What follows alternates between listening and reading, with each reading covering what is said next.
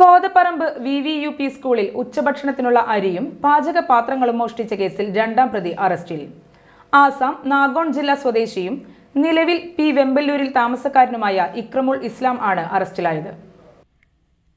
Kothaparambu VVUP സ്കൂളിലെ store മുറിയിൽ സൂക്ഷിച്ചിരുന്ന ഉച്ചഭക്ഷണത്തിനായുള്ള 250 കിലോ അരിയും പാചകപാത്രങ്ങളും മോഷ്ടിച്ച കേസിലെ രണ്ടാം പ്രതിയാണ് മതിലകം പോലീസിന്റെ പിടിയിലായത്. സ്കൂളിലെ സ്റ്റോർ മുറി, അടുക്കള എന്നിവയുടെ താഴെ തകർത്തായിരുന്നു മോഷണം. ഉച്ചഭക്ഷണത്തിനായി സൂക്ഷിച്ച 50 കിലോഗ്രാം വീതമുള്ള 5 ചാക്ക് അരി, പാചക വിതരണത്തിനുള്ള വിലപിടിപ്പുള്ള പാത്രങ്ങൾ എന്നിവയുൾപ്പെടെ 1 ലക്ഷം രൂപയുടെ സാധനങ്ങളാണ് മോഷ്ടാക്കൾ കവർന്നത്. മോഷണത്തെ തുടർന്ന് വിദ്യാർത്ഥികളുടെ ഉച്ചഭക്ഷണ വിതരണം മുടങ്ങിയിരുന്നു. കേസിൽ ഒന്നാം പ്രതിയായ അസം ഗായ് ജില്ലാ സ്വദേശി താജുദ്ദീൻ ഇക്കഴിഞ്ഞ ഞായറാഴ്ച അറസ്റ്റിലായിരുന്നു.